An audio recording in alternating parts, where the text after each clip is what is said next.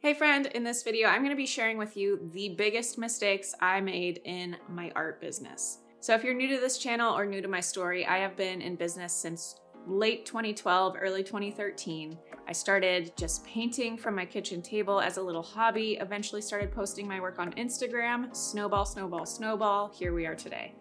And in the beginning of my business, for the first 5 years, I was a wedding stationery designer. That was the perfect little gateway or entry for me into a creative career or creative entrepreneurship. And I learned as I went. I have a background in psychology. I have a background in psychology, a degree in psychology, no degree in art, no degree in business, and no previous experience as well. So my previous jobs were waiting tables at a restaurant in downtown Chicago. And then I got a day job out here in Southern California, where I'm from, at a financial planning office where I was scanning paperwork, and it was super fun. So when I quit my day job, I had no business plan. I had no money saved up. I had no idea what I would be doing, really. I just kind of, as the work came to me, or I decided, okay, weddings are a thing, and photographers share who does the invitations and whatnot, so that helps with exposure. So I started pitching my work to all the wedding planners I could find, all of the wedding industry people that I could find. And as my company began to grow and start getting really, really booked, and then I started teaching watercolor and calligraphy, I started to want to pivot my business more into the education, writing books, teaching stuff more, online courses, etc. So going from weddings to teaching. And one of my biggest mistakes that I made early on in my business, I'd had an email list, but I rarely ever emailed people except for when it was time to sell to them. And so one of the biggest mistakes that I made was to not prioritize email marketing sooner in my business, because that would have made pivoting my business from designing wedding stationery and invitations to serving people online education and courses and in-person workshops a lot easier. I definitely figured it out. And that's one thing I do want to say, is that mistakes aren't actually failures. They're stepping stones. I love that quote. I have no idea who said it first, but stepping stones instead of failures is such a good reframe for that. So one of my biggest mistakes was to not prioritize email marketing sooner. So if I prioritized building my email list over building my Instagram, sure, social media marketing is fun and it's important, but the return on your investment is way, way higher with email marketing than it is with Instagram. This isn't an opinion, this is fact. And so my email list, now that I've, for the past 5-ish years, really poured in a lot of my time and my strategy and my energy into growing and serving my email list in a valuable educational way.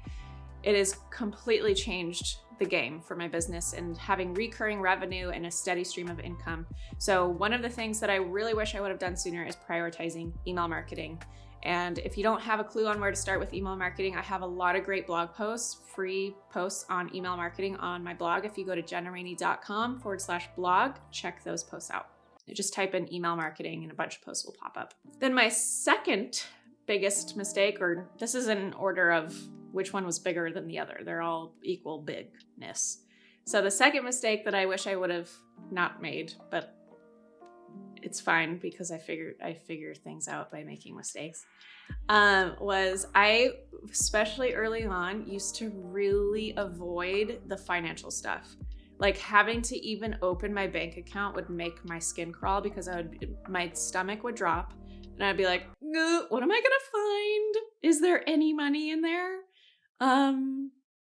So yeah, it was really scary and intimidating, but it's so necessary to have a pulse as a business owner. You have to have a pulse on your income and expenses, your quarterly profit and loss statements, and all of that stuff. And so using QuickBooks, having a bookkeeper, hiring a bookkeeper was my first ever hire, because my zone of genius is not bookkeeping and being in the things that literally suck my soul dry.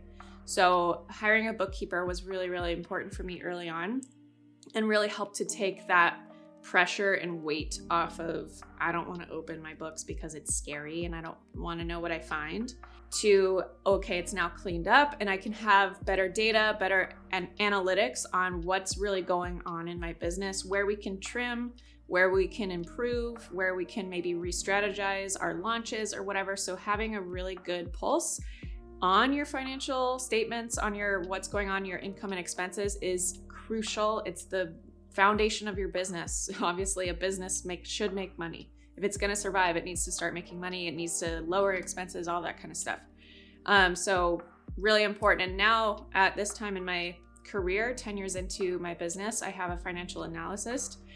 His name is Andres Martin. If you want to consult him on financial analysis and really getting a pulse on your business financially, highly recommend checking him out and chatting with him. He's very, very intelligent with this, and he's a master at spreadsheets. So we have a lot of awesome spreadsheets now at this stage of the game. But, 5, 6, 7 years ago, it was just a keep it, I don't want to know anything. So don't do that. Third, one of my biggest mistakes is not trusting my gut. So this one is actually very huge. And you need to be really in tune with how your gut works. Do you get subtle, like your conscience being like, ooh, don't trust that person? Or do you just have a gut feeling? Those sorts of gut feelings really come in handy sometimes.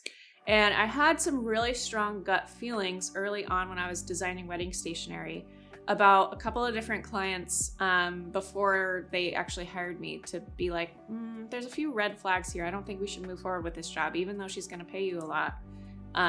But maybe not. Like, something just felt off, and I went forward with it anyways, and it ended up costing me $13,000 one of those jobs, which to me at the time was like a lot of money. Like, I couldn't afford losing $13,000 on a job, but nothing against the client or anything. It was just a big, big difference in style and communication, and it just wasn't the right time either. But I knew on that first phone call that I had with this particular client that I just knew that something was off and that I shouldn't take the job. But I did anyways because it sounded fun. She had a lot of really fun creative ideas for her wedding invites and all this kind of stuff that sounded really exciting, and I've never done letterpress before at the time.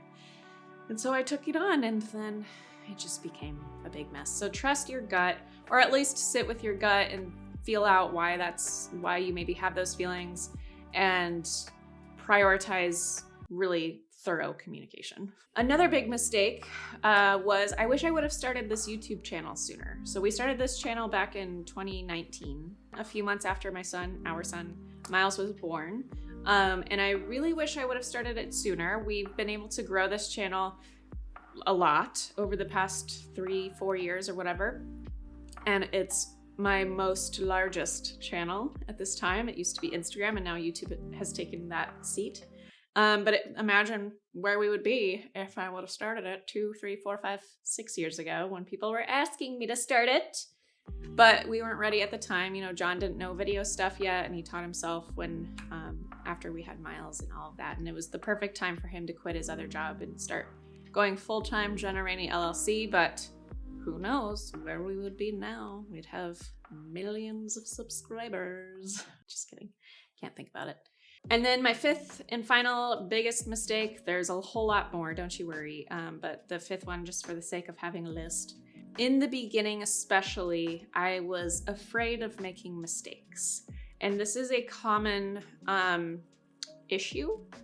Mindset work needs to be done here for people, especially in the creative industry. A lot of perfectionism, a lot of imposter syndrome. But I want to reframe that fear of making mistakes. So early on, and even still now, I have this like, ooh, this is scary, this is risky feeling anytime I'm about to take a plunge or do something big and maybe different than what I've done in the past. And those moments of being at your edge are really where, whether it turns out as becoming a mistake or not something that you get to use, or maybe you lose money or you lose a lot of time or whatever it is, reframing that from failure to stepping stone. So I said that earlier, but your mistakes are really your biggest teaching lessons, your biggest lessons. So what that really is just shifting from a fixed mindset to a growth mindset. Because if you're not making mistakes, you're doing something wrong. If you're not making mistakes, you're not going to find the way forward. You're not going to grow as a business owner, or even if you're just an artist and you have this as a hobby. If you're not making mistakes in your paintings, you don't have moments that are going to teach you what not to do. So make mistakes, reframe and look at them as stepping stones rather than failures, because if you're just seeing everything as a failure, you're going to get stuck and you're not going to grow, and your business will probably fail, or your painting hobby will probably fail if you view every single mistake in that way.